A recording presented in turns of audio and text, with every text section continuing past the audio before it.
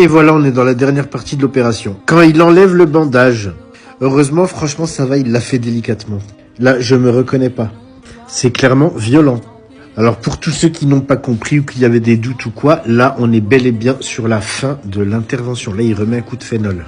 Qu'on soit plus clair, on n'est pas exactement sur la fin de l'intervention que je vous ai envoyée depuis le début. Là, on est plutôt le lendemain, en fait. Donc, pendant la nuit, l'œdème s'est créé, etc. J'ai gonflé. Et là, dans quelques instants, ils vont commencer à m'étaler le masque de Mimosa sur tout l'ensemble du visage. Mais avant ça, bien sûr, il fait les retouches de phénol.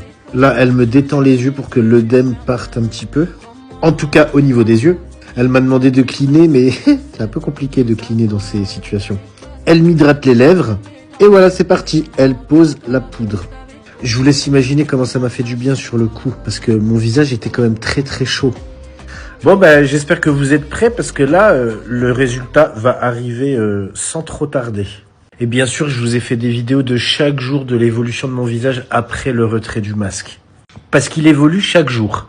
Il y a des jours où j'ai été sceptique, il y a des jours où j'ai été plus content. À ce jour, je suis très content du résultat. Mais bon, vous me direz ce que vous en pensez. Et encore une fois, pour me dire concrètement ce que vous en pensez, je vais vous mettre des photos intégrées dans les vidéos de avant-après. Comme ça, vous aurez un avis vraiment objectif. Après, le principal, c'est que moi, je sois satisfait. Hein. C'est le plus important parce que c'est mon corps, c'est ma vie.